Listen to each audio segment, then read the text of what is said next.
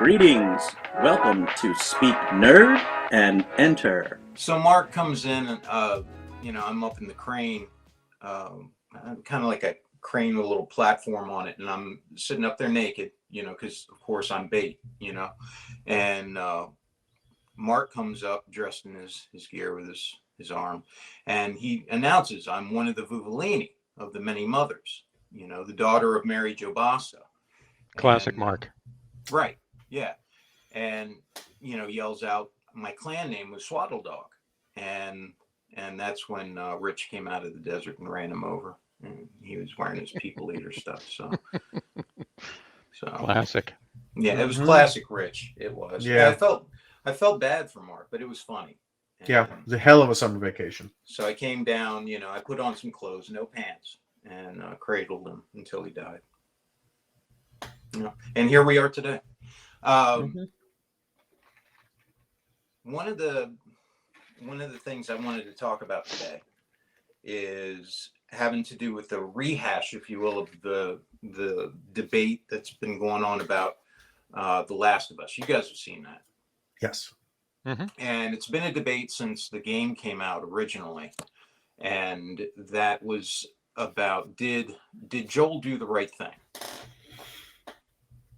That's the debate. At the end, that's the debate. Mm-hmm. I want to hear, Mark, you had a take that's actually fairly popular on that. Go ahead and reiterate what you were talking about. Okay, so my take is, on the one hand, he absolutely did the right thing, right? They got this girl, they're gonna, cut up her brain against her will and essentially use her for science and the betterment of mankind, but they're sacrificing this girl for the greater good. So Joel's like, no, you're not, blah, blah, blah. Right. And so that was the right thing to do. But what I said was that she needed to be given the choice. And this is where I think Joel didn't do the right thing. Like, he goes and saved her. Awesome. But then he didn't tell her anything about like why they were going to do surgery on her or why she's immune or any of that kind of information. They didn't, so she couldn't make the decision. If they came to her and said, hey, look, you got some stuff in your brain that we can make a cure and save the world, but unfortunately we got to cut your head open and scoop out most of your brain. That's a tough decision to be like, do I want to save the whole world or do I want to be selfish and live my life? Which I suspect is why Joel didn't tell her, because he wanted her to not be burdened with that responsibility, right? Because if you knew that and you're just like, oh, I just want to go run off and find a girlfriend and live happily ever after, that's a certain amount of selfishness in there. So I think I understand why he did it, and he was right to save her, but I think nobody was right for not telling her what the deal was and letting her make that choice. And now I haven't played the game, and I haven't played the sequel game either, and I know that the series has not. So there might be some answers to all of that in those that I'm unaware of, but that's where I'm coming from. There's a continuation of the story, absolutely. And I wouldn't say answer so much as just, let's just say continuation of the story. Kelly, did you have any strong feelings? You know what? You may actually have thoughts about it like I do. I wonder if you do. Here's what I feel set up. Yeah, let's find out. Yeah, let's find out. I'm actually kind of intrigued to see if he does. I feel like Joel did absolutely the right thing. Okay. In the game or in the show, that particular setup, okay, the information he's given and all the things he's told and all that, I think he did absolutely the right thing. Okay. And you look at it from numerous different angles. Doesn't have to be emotional, can be logical, can be all kinds of different things, which is why I think it was the right thing to do, because it's not predicated on one thing. First of all, like you said, Mark, she's a child. She's 14 years old. 14-year-old should not be burdened with the choice of, hey, we need to kill you to save the world. You cool with that? That shouldn't be a choice that 14-year-olds are, are caused to make. People would say, well, you took the choice away from her. Well, she's 14 years old. 14-year-olds, there's a reason that they're under the protection of whatever guardian or parent that they have, is because they're not developed enough to be able to make decisions that way, especially when they've had emotional backgrounds like she has. Kelly, you know full well from our background, with the group home and all that stuff, Thanks. you know how damaged people can be, let alone children, in those situations. The amount of guilt. Having their heads cut off to make a cure? Come on. Burned alive. Yes. Okay. Things like that can really, really damage someone and screw them up for the rest of their lives. And it can either be, very rarely, a story of redemption and overcoming and becoming something more and doing noble things. But many times it's not. Many times it's just a series of stumbles because it doesn't stop, because that pain of what they're carrying is just too much. Well, she's carrying a lot, so like you said, Mark, I could definitely see Joel thinking, and I'm not going to project onto him and say, this is why he did it. A lot of people do that. A lot of people say, well, Joel was doing this. Joel was being selfish, or whatever. They were thinking this, and she would definitely do this. Stop projecting. You don't know. Well, plus, sure. I know that Joel's not a real person. Right. That's exactly right. Which makes it even harder because you can't find out from the character. You can find out from the actor what they were thinking, or the writer, or, whatever. But in all honesty, it's a character, like you said, right? So we can postulate what it would be, but that would just be projecting what we ourselves would feel that way, right? So I can definitely see, as a parent, as a person, as someone with empathy, that you would want to protect this person who is so vulnerable from having to make such a horrible choice when they shouldn't have to, right? And people would say, well, they could, save the human race. Well, the human race caused the problem, didn't they? The human race was the one that apparently warmed up the world and forced cordyceps to do what it did. And so, they kind of put themselves in there. And if you're looking at it from a scientific perspective, that also means that she is the logical result of whatever evolution came about because of that, so that the human race could ideally survive. She's now that new mutation that has, an adaptation to it, that, 1 in a billion chance that she's now able to do it. So you're going to kill it. You're going to kill it. You're going to cut the brain out on the hopes that this one dude who said, yeah, I think I can make a cure, this is going to do it, that he's going to be able to do it in a post-apocalyptic world with post-apocalyptic machinery, where he's saying, do we have enough power, in the operating room for brain surgery, right?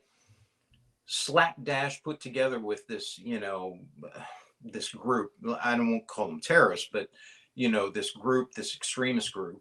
Okay, whether you agree with it or not. We'll go with non-governmental organization. Okay, non-governmental organization. There you go, an NGO that's out there getting ready to do brain surgery on this girl, with a dude who, by the way, in canon is not a doctor but a biologist. Okay, and as it was phrased by them, we think it can be a cure, right? So you're going to kill. Bear with me. I'm going to go through the points. So you're going to kill the goose that lays the golden egg, right? Hoping that it's going to give one big egg that you can then clone into new eggs, rather than keeping the goose around, doing tests on the goose, seeing why this is there, how this is happening, how it actually synthesized with each other as a baby, using game logic and comic book logic and all this. They grew up together, so they like each other, right? And the chemical messengers and trying to duplicate those. Any scientist out there worth their salt would not be doing that. You find some unique thing out there that's able to do something special, you don't kill it. That's not the first thing you do. Let's kill it and see if we can get the juice out of it so that we can make everybody special. You see if you can actually replicate it. Did they say they were going to kill her, or did they say they were just going to do some surgery on her brain? Because going in for a sample is not the same thing as killing her. No, you know what I'm saying? They were going to remove her brain. The whole thing? Yeah. That might kill her. Yeah, they were going to remove her brain so that they could, Mm. get Just the cordyceps out of there and point of try to make parliament, these chemical messengers. Yeah, point yeah. That of was the, parliamentary procedure. You don't have to remove just the whole brain. Just really just any portion of it is enough to kill the right, patient. So yeah, right. Now, I know what Mark's saying. If you're doing like, people can live with a very small amount of their brain, sure, but they were talking about killing her. Yeah, well, there's Yeah. plenty of people who have like brain injuries. They get shot Correct. or an industrial accident and they lose part of their yeah, physical brain, and they're still able to carry on or whatever, There are. because there's different areas of the brain. So that's what I was getting. Like, if they're just like, hey, we gotta go in here and in these very austere um conditions, get a sample and try Yeah. not to hurt and kill her. Again, the show would have spelled that out if that's where they were going. Right. But my point is, I think what you're saying is there's, that's one way. Get a sample, kill the golden goose. Would her children have that same immunity? Don't know. That's a question.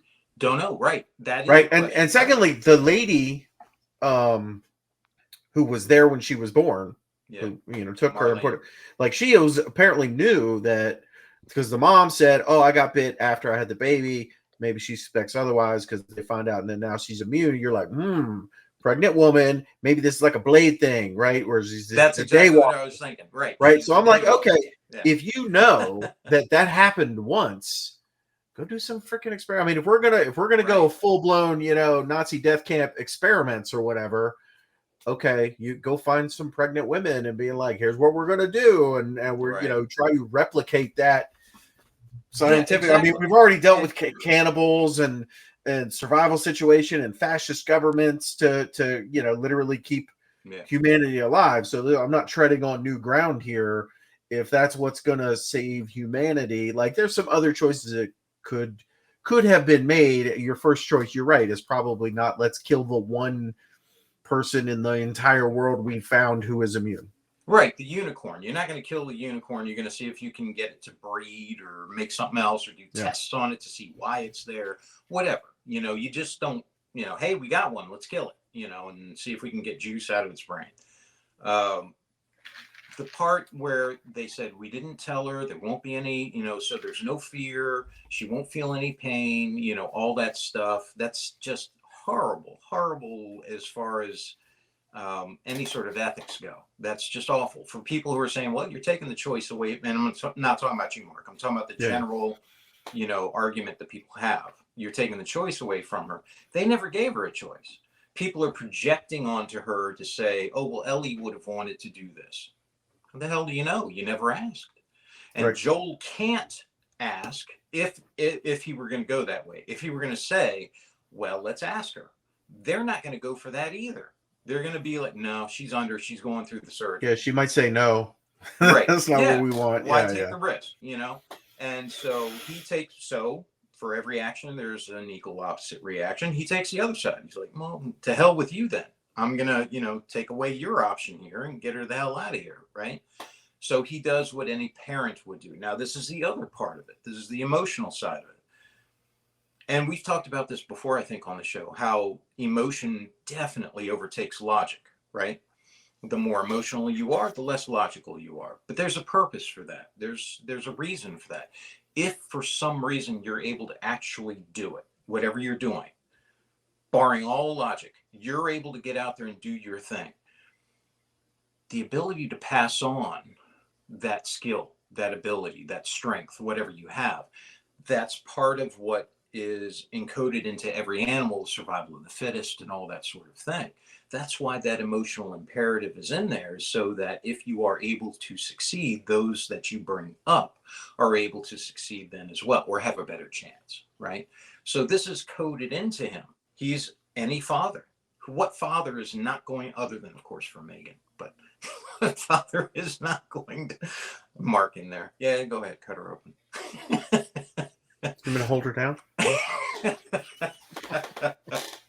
poor Megan. But what father wouldn't go through that rampage, right?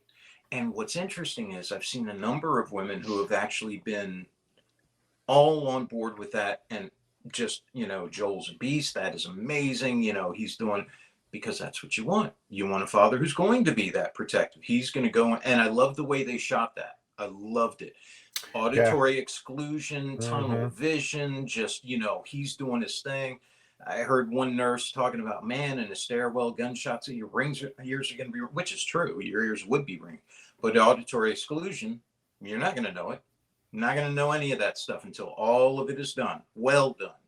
And, tunnel vision, all that. You're not going to feel anything, nothing. Body is focused. That is it. You have to be cut down in order to, stop. Loved how that was shot. Him not putting up with anything. This dude's got a gun. Even though he put it down, he was a threat. He was complicit in this. He was here, backing up this whole plan. He's got to go. Everybody here. Then why did he let the nurses live? Because the nurses weren't armed. Nurses weren't armed. In the game, it was an option. You could kill them. But the nurses, I'm guessing in there, was because they weren't armed. They didn't actually try to stop him. The doctor did. Yeah. The doctor, but honestly, you'd kill the doctor. I'm saying you're trying to save her and knowledge of her. Now she's this very valuable unicorn that they might be like, okay, well, now we got to go take her. Yeah. And to say, because again, if the flip, I understand the morality of the other side. Oh, I have to murder a 13-year-old girl to save the world. Right. Okay, sign me up. Like, we're saving the world, right? You know what I mean? Like it's not all them being evil. They are trying to do a good thing and prevent everybody from having to live behind these walls and cower from the the zombies. I know the situation they're trying to put you in. I get it. I do. Like I say, I remember this from the game, right? I know the situation they're trying to put you in. It's just, I think the only people no, not the only, most of the people who fall on the other side of it don't understand because they don't have a kid, right? And once you do, and I know that's a trite thing to say, but man, isn't it true? I mean, if your kid's in trouble, what wouldn't you do in order to save that child? I'd murder so many nurses. Right. You'd be on a spree, right? I mean, honestly, you'd be done. They'd be done, You'd expend everything to get that done. And so I thought that was very well demonstrated in the show. Afterwards, him lying to her, whilst very clumsy, I thought was well written, because it would be clumsy from someone like Joel, you know? It would be very clumsy, the effort. And I love the dynamic because, and I watched the after show thing and it kind of confirmed it, for at least how the actors saw it. They knew each other she knew he was lying, and he knew that she kind of felt, that he was, they knew it, right? But their care for each other, their care for what they have together was so important to them. They were willing to force themselves to just accept it. This is going to be this. Okay, we'll move on, And so I love that. People who are saying, oh, well, she's going to find out and be so angry at you and all. She knew it. That's why she asked, were people hurt? Come on. What do you, if she actually thought it was Raiders, would that even be a question? Right. She knew it. And Marlene is Marlene alive? We're going home. Ominous. That's not much code for, yeah, she's dead. So they both knew. They're both doing all right, we're just not going to say it so that it's easier to deal with that. I thought the whole thing was very well done that way. And as ridiculous as the idea of cutting her brain out and doing all that stuff is, non-scientific and all that, I could actually see that happening too. Yeah. I thought that was well written because human beings just aren't that smart anyway. And I could see a group who's moderately knowledgeable. Yeah, none of these people have been to college. It's been 25 years. You know what I mean? Like, those people were probably, like, I don't know how old that doctor was, but he was not 70 years old. You know what I mean? Like, that he was a practiced physician before the fall. Right. And so I could see those groups, because we know how people are. I could see those groups, taking that extra step. Well, if we just take them and do this, we could have this, So I could see all that happening. It's just logically you can see where all that would fail. Mhm. So that's why I say Joel did the right thing. I thought that was beautifully written, well done that way, and I really liked it. Yeah, I will. Like I said, I'll say this: all this nitpicking aside, what we've been talking about, like I watched the series and the finale and was like, "Oh wow, that was well done." Like I enjoyed it, the whole ride, like the whole thing. I was like, "Oh, okay," because you're not sure where they're going to go, and no, he went and killed everyone in the hospital, and I was like, "All right." And like I said, that was very well filmed, and I enjoyed it. It wasn't like let's spend 40 minutes of this episode in actiony gun battle. It was like, nope, we're just gonna get, it was concise and to the point and brutal and violent and decisive. And like I enjoyed that. Like I said, the whole season, I was like, oh, okay, I can see why the game was so popular. Yeah. You know what I mean? And the way they shot it, like I said, was really good because it encapsulated the best I've seen so far, even with the music and all that was in there, the best I've seen so far in what it's like to actually be in a situation like that life or death situation where you get all those physical responses that exclude everything else. Everything else, this is it. You're watching that scene, what his focus is. Like you said, Mark, it's not John Wick. It's not, right. Let me get a knife and the fact that he killed the guy who surrendered. Yeah. And the doctor who, oh, I have a little scalpel. Well, I have a gun. Like, Yeah, without hesitation. That's what I mean. Like, we're showing that, I think a less effective way to do it was everybody he killed was pointing a gun at him and was an aggressor. Yeah.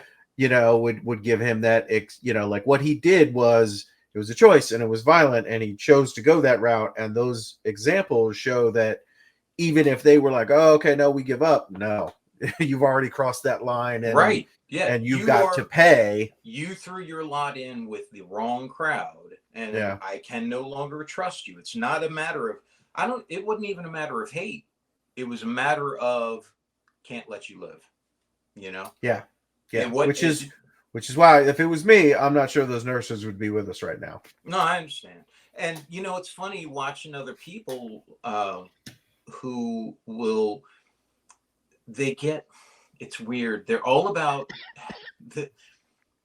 getting Ellie back until he starts killing people. And I don't know. Can't you shoot him in the leg or, shoot him in the, it's funny how people think, and how quickly I think they would change their mind on that idea if you said, well, let me shoot you in the leg.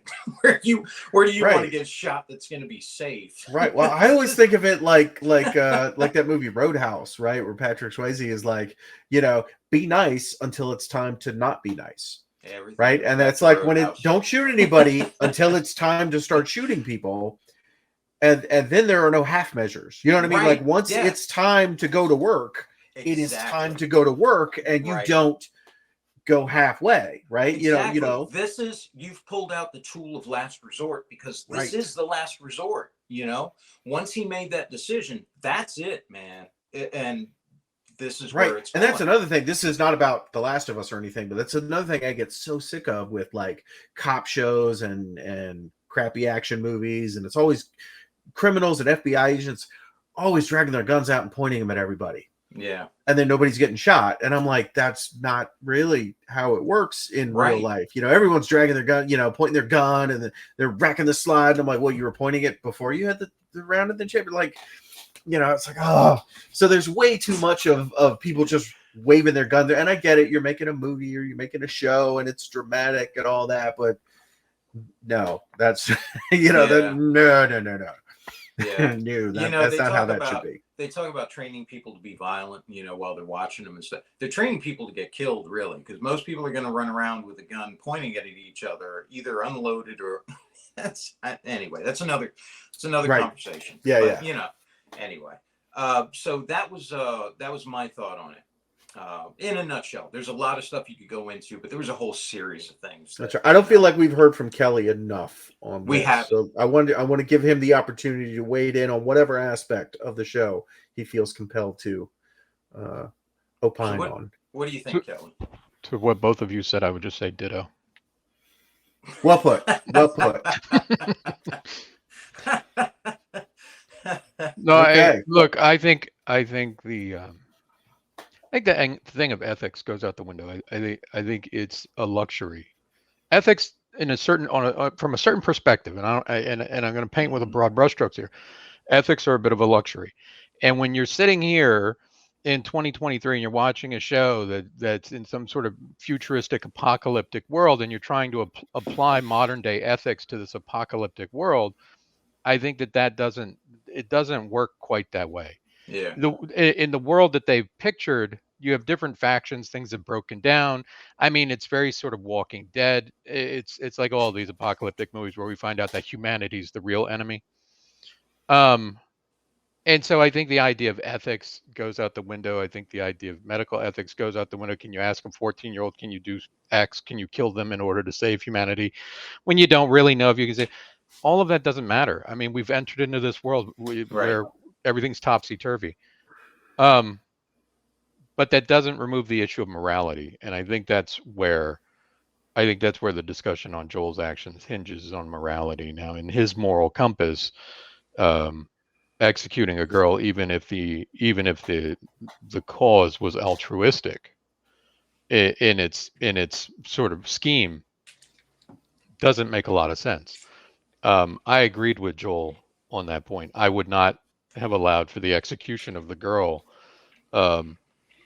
or anybody for that matter, on the idea that, hey, this might hold some sort of truth. I forget which one of you said it, but I mean, let's take some samples, do some testing. If we have an idea, let's figure it out. Because the next step down the line is, even if it works, how are you going to distribute it?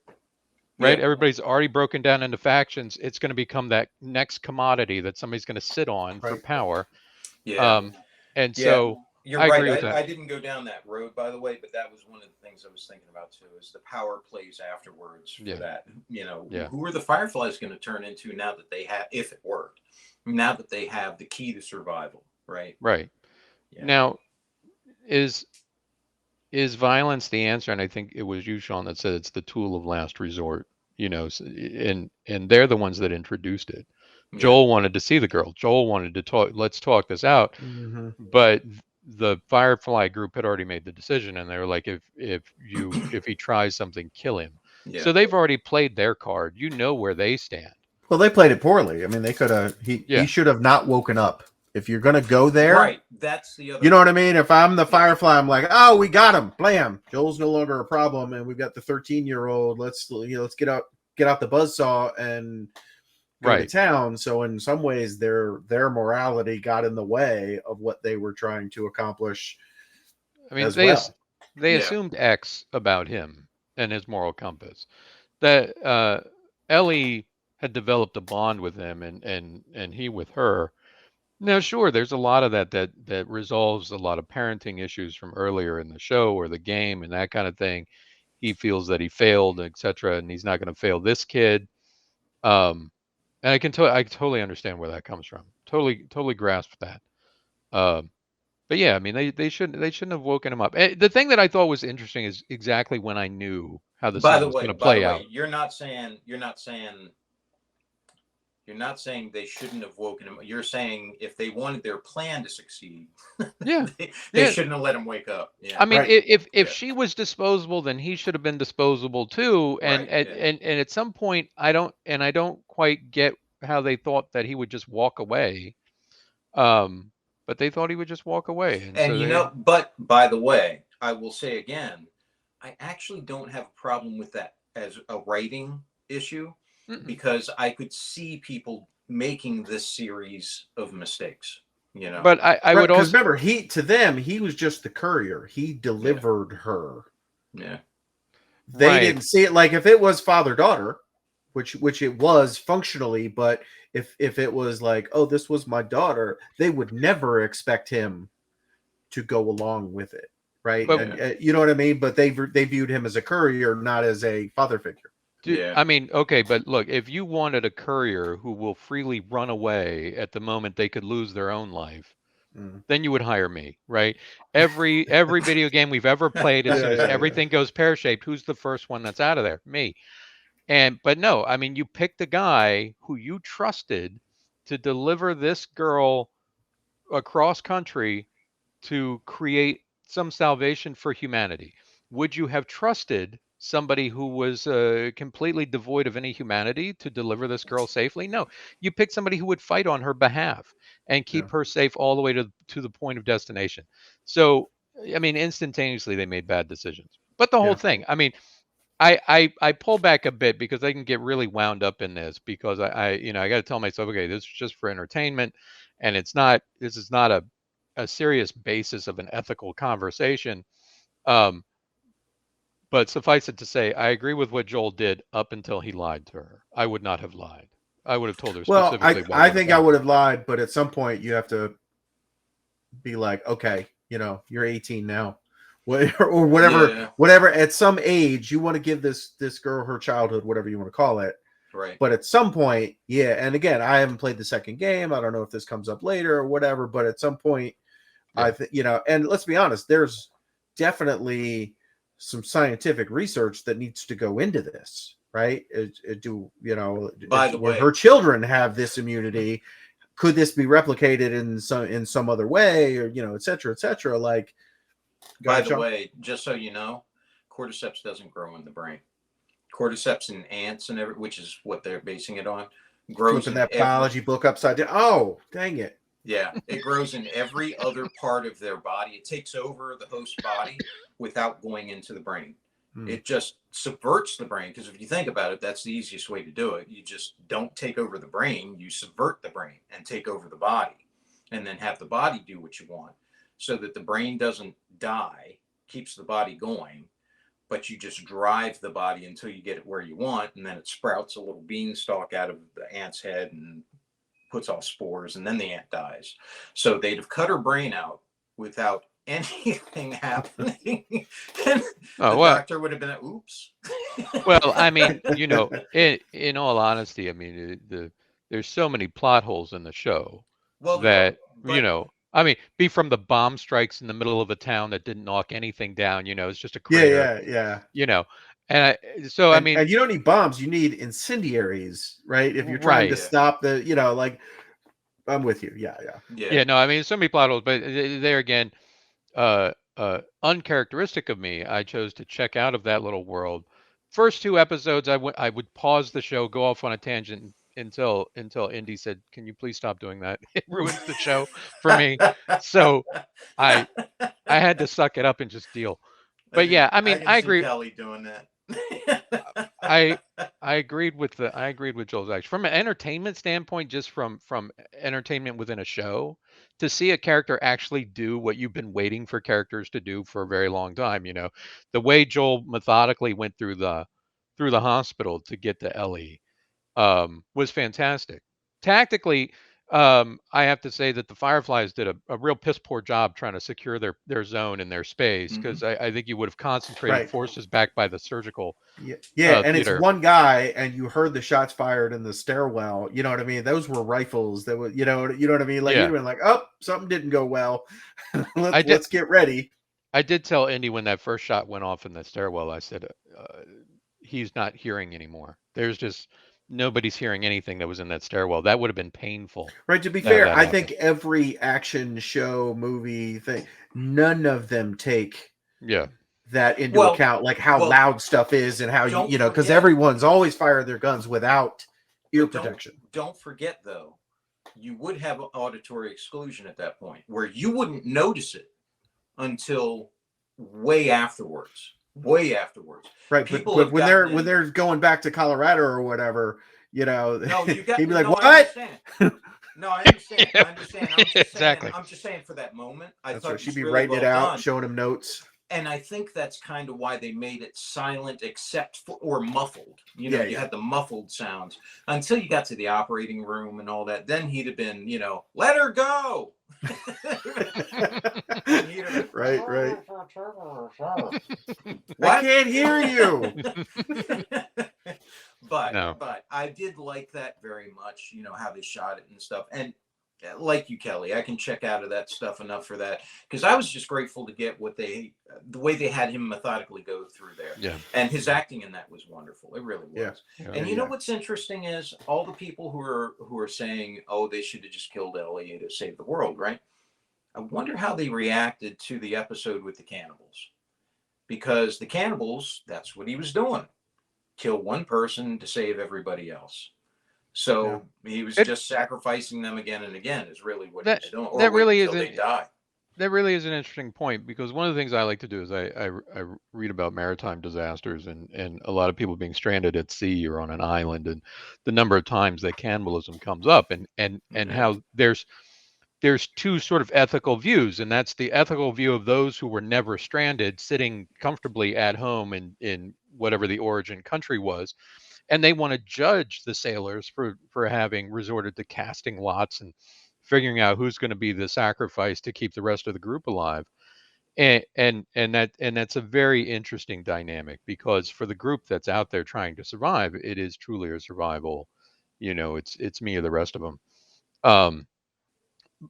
But I do think that there's an ethical discussion to be had around that idea that they should have just killed Ellie to save humanity, because again, you have no inference that that's actually going to happen. Right, but let's assume for the sake that is what's going to happen.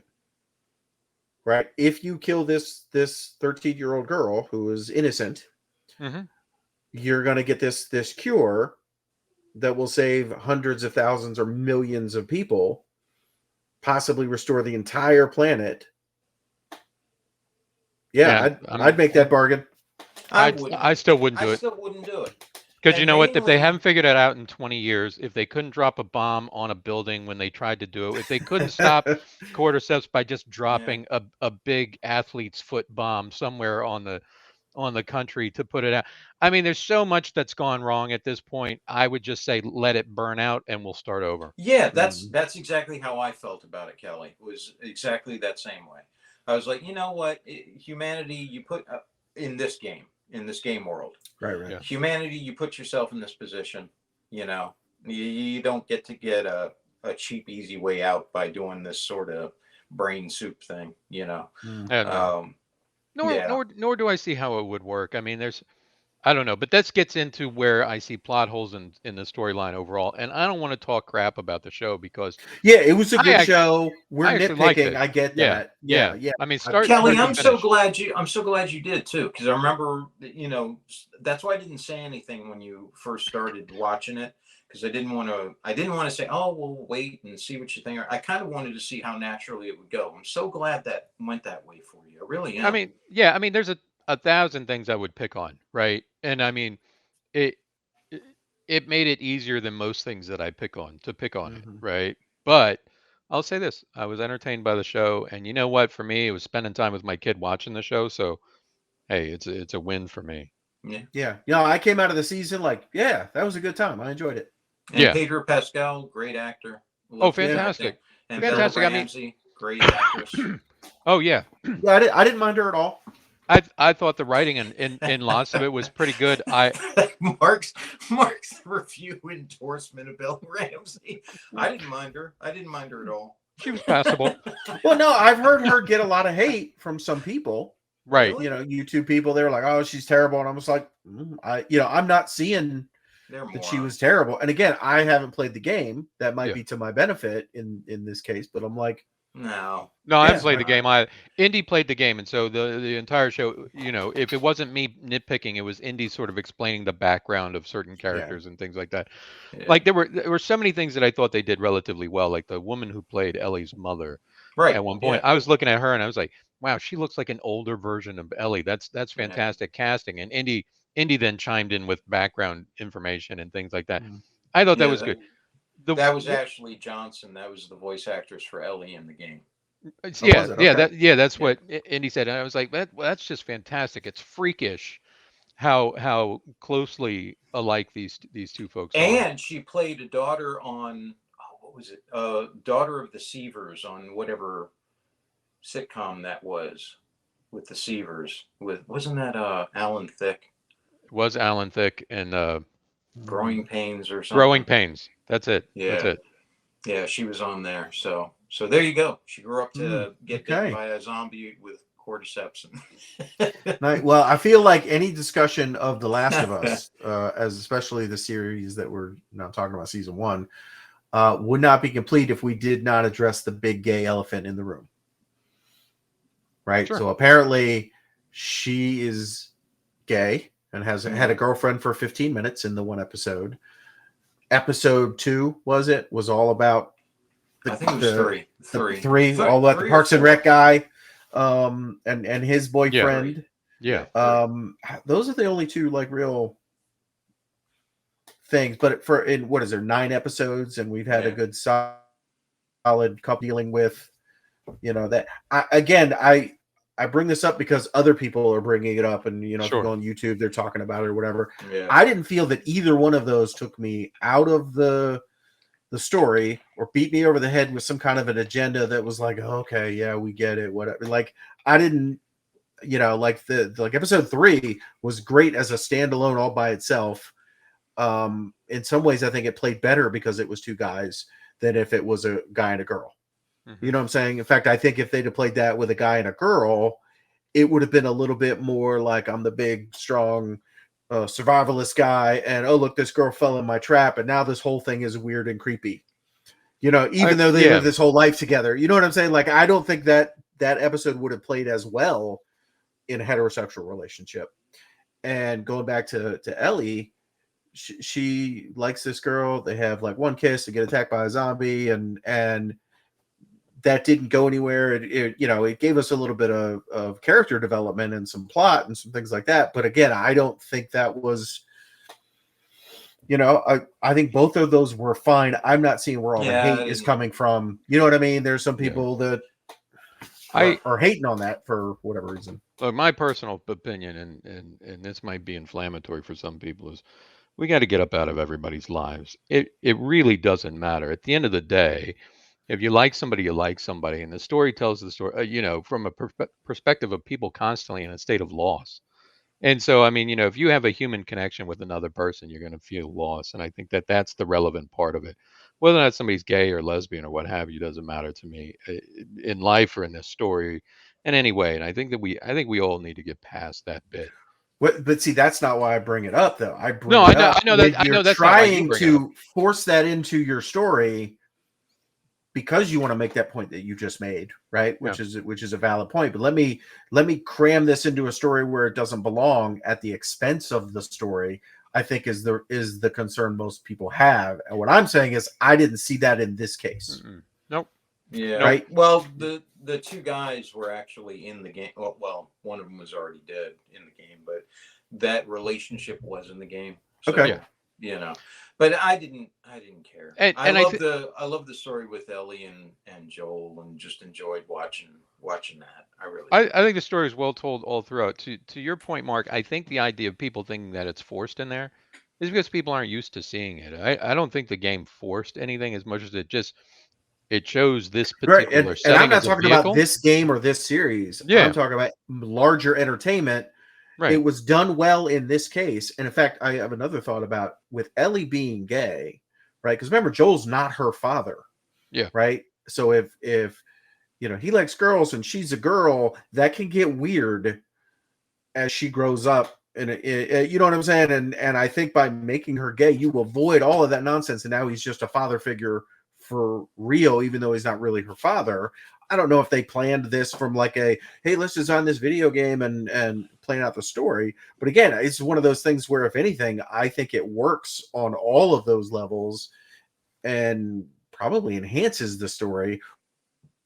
Whereas I think there's plenty of other things we could go look at and go, yeah, this doesn't add anything to the story, or if anything, it detracts from it. Right. Yeah. Now, I will say this as well. Sorry to cut you off, Kelly. I'm sorry. That's all right. It's all good. But I also want to make a note of this because I know we're running up against the time here for it. But I hope that people can take from this show, at the very least, games are not what they think they are. For those who, think, oh, it's just all this or that, or kids stuff, or just all violence and evil and all that.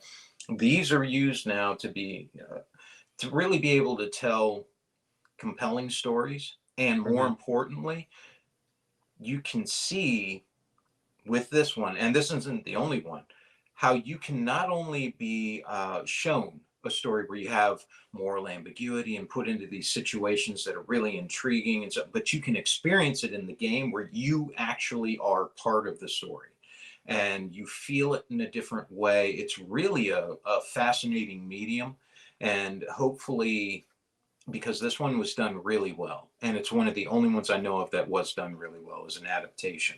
Hopefully this gives more credence to that sort of thing in the future, and we get better ones like this rather than like Tomb Raider, And I Yeah. think you're right on that point, Sean. I want to add on to that is that, and I know that that's been a thing for the video game industry for a long time now. Is it's instead of pigeonholing into this is just a shooter on rails, is how do we make this storyline something that's more engaging and more than just, hey, let me go kill the boss and then go to the next level. There's right. always, I mean, from Halo on, there was always something more than just, hey, let me go kill the bad guy. There's decisions to be made, and I played so many games where the decisions impact what happens down the road in the game. If you make Yeah. decision X, Y is the next outcome. And I think that's a really great vehicle. I know video games uh get lambasted in the media often whenever there's, when we talk about violence in society and things like that. And it's one of those popular ones to throw out there and saying, oh my God, somebody played Halo and now they're going to be a psychopath. And that's not at all how these games are designed. And even some of the classics that people like to vilify, things like Grand Theft Auto. Right. That's I mean, actually what I was thinking about. Yeah. yeah, Grand Theft Auto 4, I mean, there were so many decisions that had impact in the game as to what was going to happen next. And you really got to design that game how you wanted it to go as Yeah. you played through the game. And you can look at the moralistic aspects and you can say, oh, it's highlighting this or glorifying that.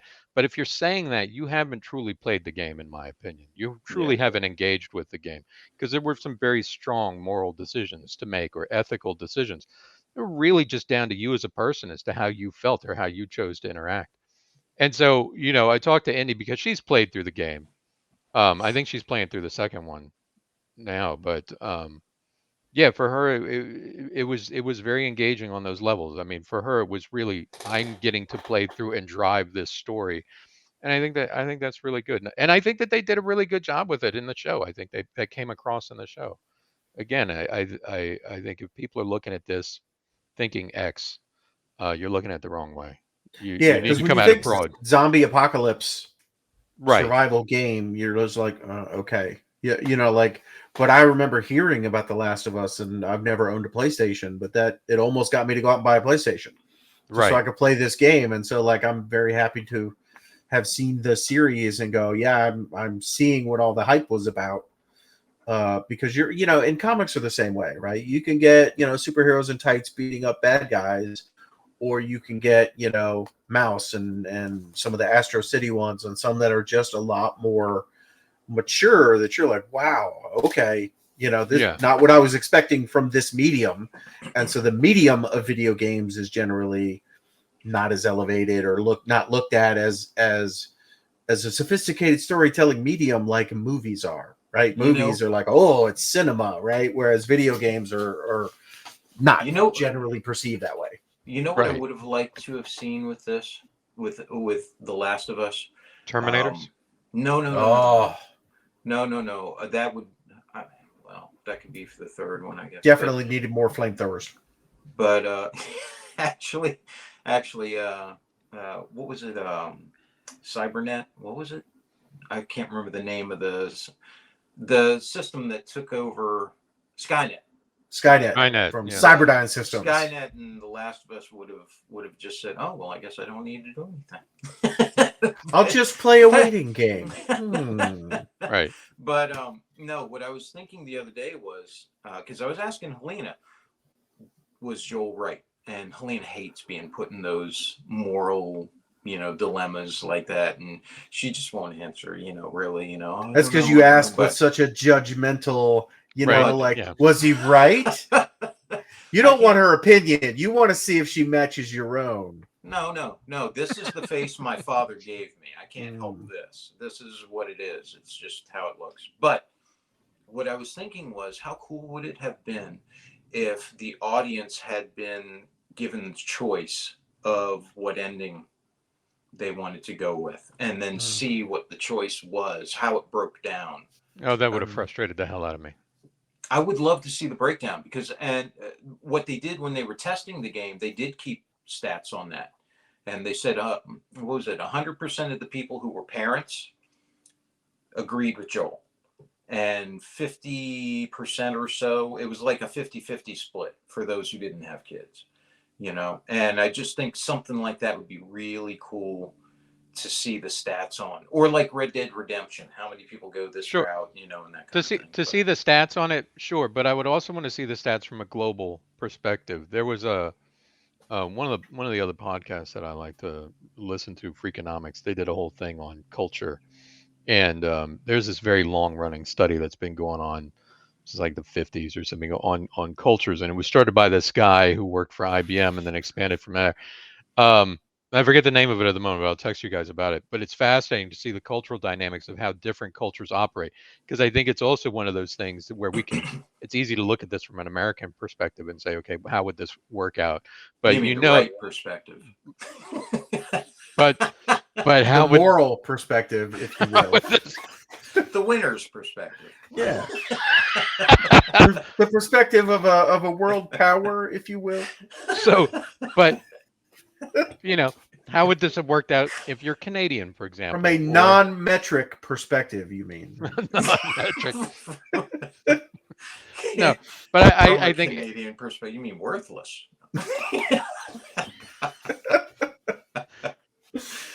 Well, what does my hat think about this? That's exactly what I was going to say. I was going to say, why would I ask my hat what it thinks? To all of our Canadian listeners and viewers around the world, I love Canada. I just love giving it a hard time because of Paul. No, but if there's stats, I think that would be interesting. Oh, and Red Dead Redemption, that's another one where, and its sequel, where you play out sort of the storyline based on decisions you make. Yeah. Which is fascinating to me. So, all right, guys. Well, thank you very much. That was I enjoyed that conversation. Yeah, it's good. We'll see you next week. Thanks, guys. All right, bye. This concludes our Speak Nerd and Enter broadcast.